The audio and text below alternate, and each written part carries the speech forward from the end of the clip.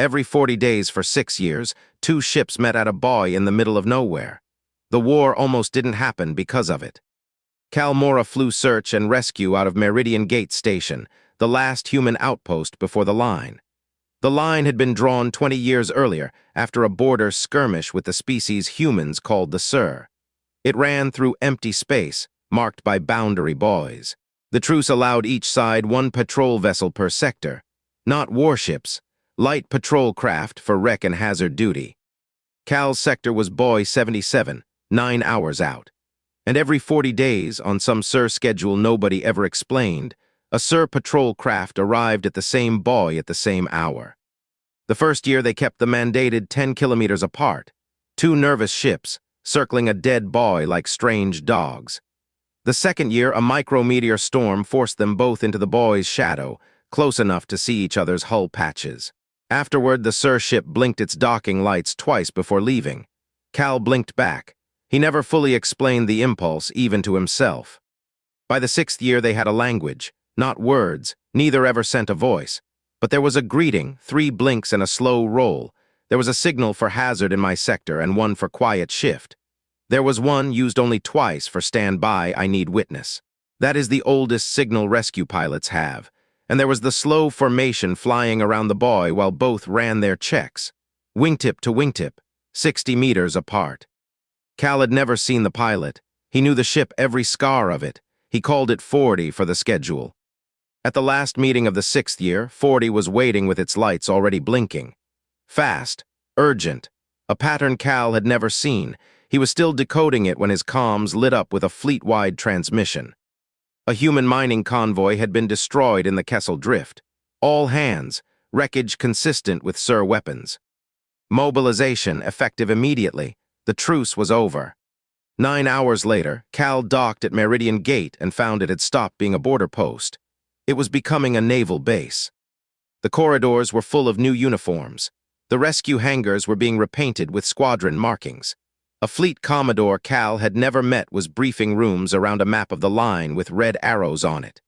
41 miners were dead in the Kessel Drift, and the evidence was on every screen. Hull fragments scored by directed energy fire, matching Sur naval signatures. Across the line, the watch reported Sur formations massing, mirror image to humanity's own. 20 years of truce were dissolving the way ice leaves a river, quietly and then all at once. Cal sat through the briefings with a knot under his ribs. Grief for the miners, yes. Dread of the war, yes. But under it sat a smaller, absurd, human thing he could not say in that room. At the last meeting, 40 had been trying to tell him something urgent, and he had flown away before the pattern finished. The new orders posted on the 4th day. All rescue craft were reassigned to fleet support. Cal's ship would get a targeting relay and a destroyer group in 20 days when the refit queue reached him. His sector patrols were canceled. He read the order 3 times.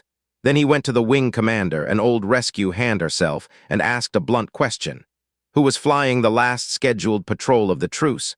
Because the truce held for 30 more days by its own terms. In 9 days, a Sur patrol craft would arrive at a buoy 9 hours out.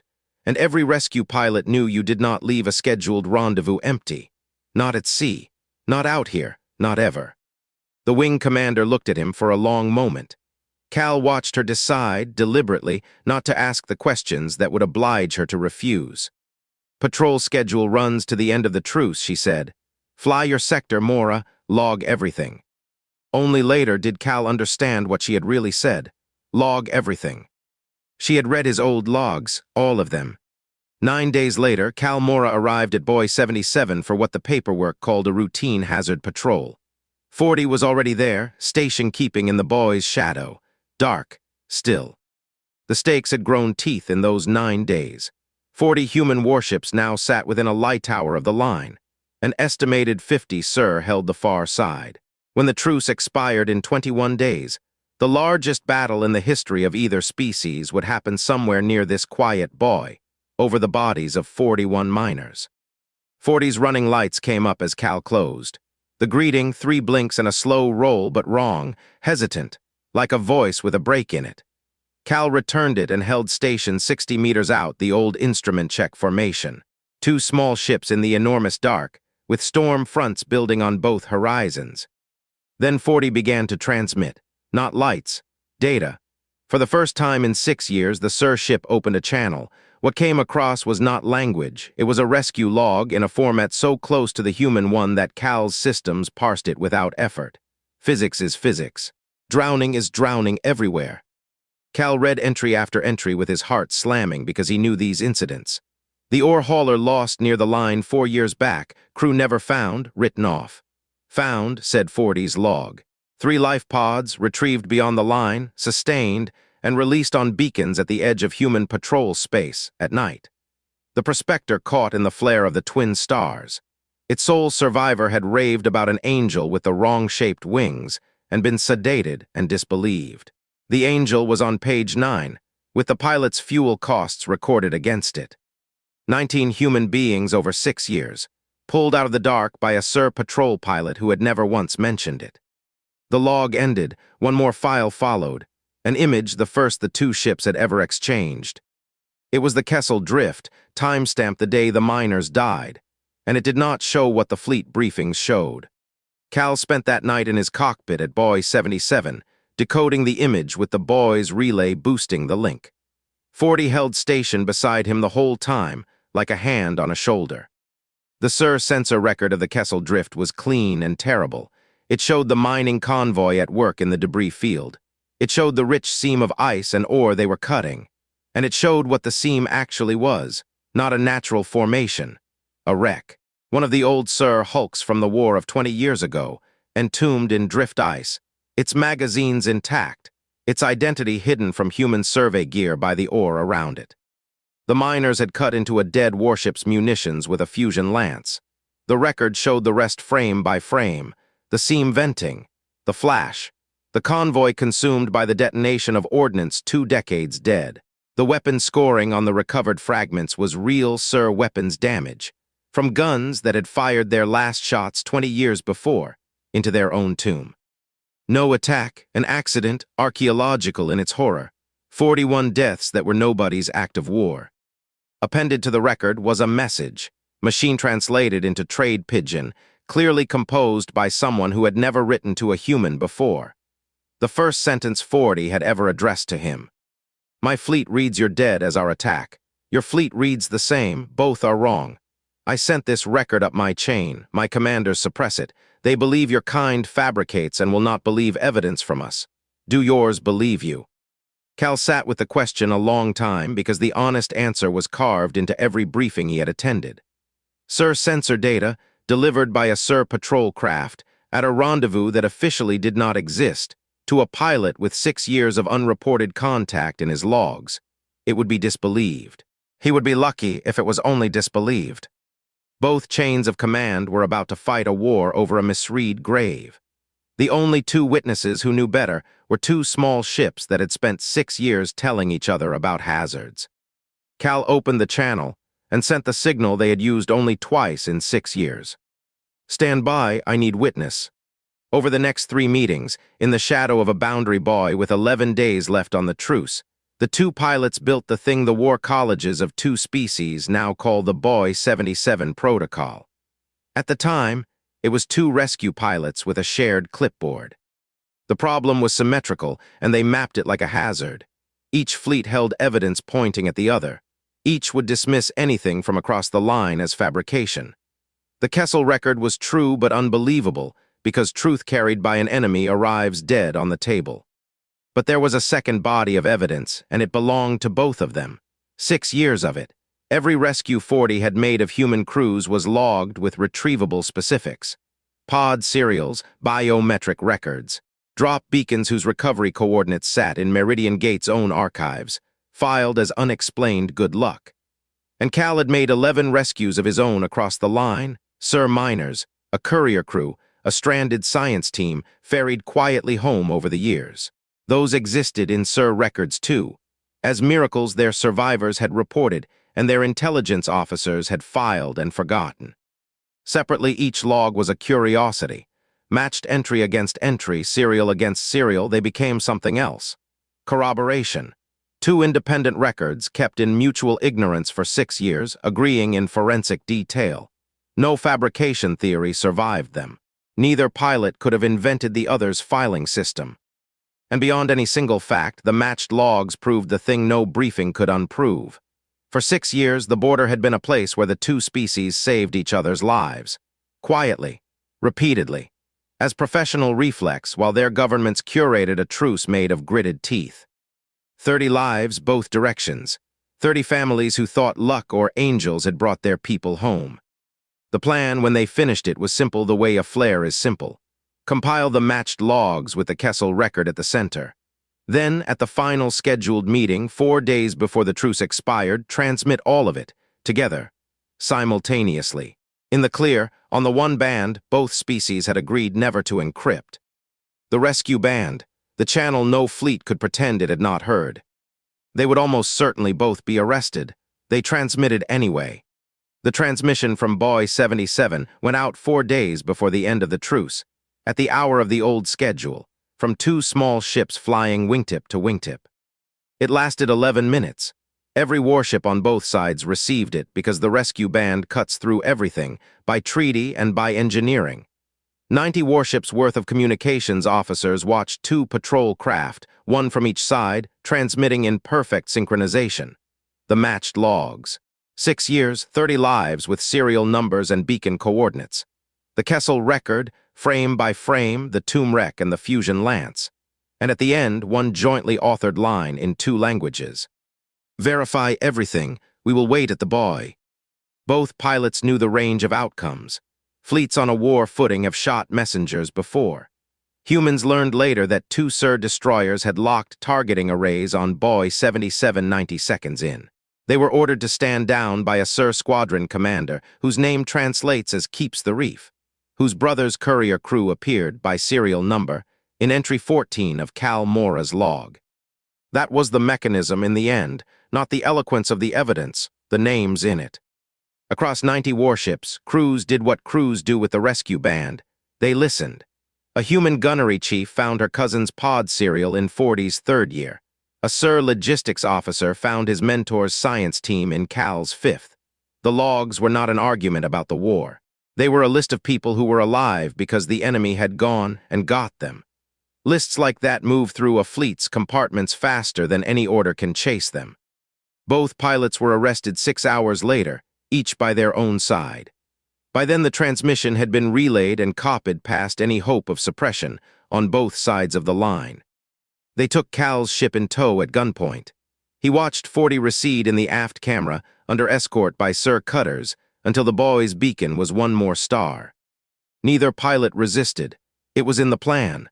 The last line of the shared clipboard in Cal's handwriting is framed at 2 academies now. Messengers get arrested, messages don't. The war died over the next 19 days. Not with a signature at first, but with a verification, which is a quieter and stronger thing. Handed evidence too public to shelve, both fleets' intelligence services did their jobs. Human survey ships under flag of truce escorted SIR specialists to the Kessel Drift. The Tomb Wreck was excavated from the ice, hull number legible, magazines breached from within. Its identity was confirmed from SIR fleet registries, and in a detail that broke something loose on both sides, from human ones too. The wreck appeared in Earth's own archives of the old war, listed as destroyed with all hands. Its crews' names were still carved on a SIR memorial wall. The miners had died mining a grave. The evidence had said attack because both sides had spent 20 years expecting one. The beacons checked out. The pod serials checked out. 30 rescues, verified line by officers ordered to find fraud who found their own filing systems agreeing with the enemy's. The joint report, dry as dust and utterly explosive, concluded that no hostile act had occurred on the line in 6 years. The only sustained contact of the truce had been the reciprocal rescue of stranded persons. The fleet stepped down in stages, wary as old cats. The truce was extended, then renegotiated, then retired entirely in favor of something without precedent. A border treaty whose first article was not about territory. It established, at Buoy 77, a permanent joint rescue station, staffed by both species, with authority to cross the line in either direction at any time for the preservation of life. Article 1's language was lifted straight from the transmission that stopped the war. Both species diplomats, asked for alternatives, declined to improve on it. Verify everything. We will wait at the buoy. Both pilots were court-martialed because institutions must. Both proceedings collapsed into the same impossible arithmetic. The charge sheet said unauthorized contact. The evidence said 30 names. Cal Mora was acquitted of everything except, in the presiding officer's words, conduct unbecoming a wartime posture. The sentence, read into the record with a straight face, was time served plus 1 reprimand to be filed beside the log it concerned, so history could read them together.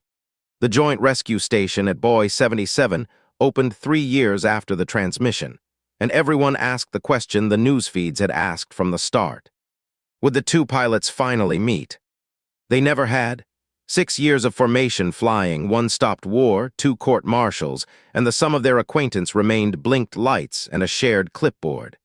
The Sir pilot's name and face had never been released, and Cal had never asked through channels. Nobody understood that restraint until later. The inaugural crews assembled in the main bay. Human Rescue Wing on one side, Sir Rescue Arm on the other, and the old buoy itself, retired and restored, mounted in the bay's heart like a relic, which it was. Speeches happened, treaties were invoked. Then the doors opened for the ceremonial first patrol, and 2 ships lifted together, and everyone understood the organizers' one perfect decision. The ships were the ships. Cal Mora's old cutter, patched and unmistakable, and 40, scars and all, flown across the line for the occasion by its pilot. The 2 craft flew the old greeting around the station, 3 blinks, a slow roll. The instrument check formation, 60 meters wingtip to wingtip. Half the human wing discovered something in their eyes. The Sir, who grieved by going very still, went very still together. The ships docked side by side. The canopies opened. Cal Mora finally saw the pilot he had flown beside for 6 years. Small for a Sir, gray-crested. Old, with the deep-worn look of someone who spends a lifetime going out after other people's bad days. The Sir removed a flight glove, carefully, having researched the gesture, and extended a 4-fingered hand. 6 years, Cal said, taking it. You never once told me your name. The translator hummed, and the reply came out flat and machine-voiced, carrying, everyone swore afterward, something unmistakably like amusement. You never asked. Among my kind, one who keeps meeting you without demanding your name earns a title. It means friend before introduction. A pause. Also, the Sir added, my flight designation is a number cycle. You have called me 40 for 6 years. It is now painted on my hull.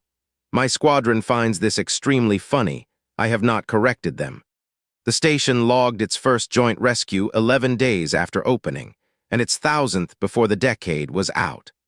Somewhere in that run of ordinary miracles, the border stopped being a border in any way that mattered to the people who lived along it.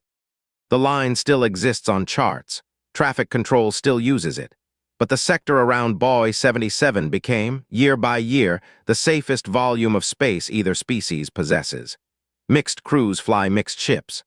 Sir cadets learn human Mayday protocols before their own because the human ones are older. And the 2 fleets that once massed 90 warships against each other now compete, with undisguised vanity, over which side donates better equipment to the station. The rescue logs did one thing more, a slow thing, the thing that mattered most. They became the model. When negotiators from the 2 species deadlocked, which they reliably did, someone would invoke the protocol. Stop arguing about intentions, produce your records. Match them entry against entry, and see what the 2 filing systems agree happened. Verification as a form of respect. Whole categories of dispute dissolved under the method. The 2 bureaucracies, it turned out, were more honest with each other than the diplomats had ever managed to be. They had never learned to lie in a compatible format. Cal Mora flew rescue out of Buoy 77 station for 11 more years, most of them with 40 holding the adjacent patrol slot. The 2 of them became an institution, grumbled about and revered. The founders who declined every promotion that came with a desk. Their combined log, human and Sir entries interleaved in one file by station practice, past 500 names. A documentary crew once asked Cal what he and the Sir pilot had actually talked about, All those years at the Buoy, before the war and the fame. He thought about it for a while. Nothing, he said. That was the whole thing. Everyone with a transmitter spent 20 years broadcasting positions and demands and warnings at that border. We were the only two people out there who said nothing to each other regularly on schedule. He shrugged. Turns out that's what trust is, showing up every 40 days with nothing to declare. The old Buoy still hangs in the heart of the station, and there is a tradition now. Unwritten, enforced by nobody, kept by everyone. Every crew that completes a rescue flies past it on the way home and blinks its lights 3 times with a slow roll. New arrivals are not told why. They ask eventually, and the answer they get is the station's whole history in one shift change conversation. The schedule, the 6 years, the war that was already loading its guns, and the 11 minutes on the rescue band that jammed them. The founders are gone now. Cal Mora died old at the station in his bunk between shifts. The medical officer recorded it as exactly the death he would have filed a flight plan for. The Sir pilot, older than anyone had guessed, outlived him by 2 years, kept flying past every posted limit through some conspiracy of seniority and squadron affection, and was lost, in the end, on a rescue. Going back a 3rd time into a breaking-up liner for the last of the crew. The Sir consider that the only death that requires no mourning. They mourned enormously anyway. The liner's crew survived, all of them. The last one out was carried by a pilot who did not come out. And that name, the real one, the flight cycle a human once shortened to 40 at a Buoy in another age, is on the memorial walls of 2 species now. That has never happened before, anywhere, to anyone. On the human wall at Meridian Gate, the entry keeps the station's custom of interleaved logs. It reads, 40, friend before introduction. Met at the Buoy every 40 days for 6 years with nothing to declare. Stopped a war with a filing system. Went back in a 3rd time. Underneath, added later in another hand, is the line every rescue pilot of both species now learns in training. It is the whole doctrine of the border, the station, and the strange peace 2 small ships blinked into existence in the dark between the fleets. The war was never stopped by what the 2 of them said. It was stopped by what they had quietly been doing all along. Go and do it, log everything, wait at the Buoy. If this story stayed with you, subscribe. A new one leaves Earth every day.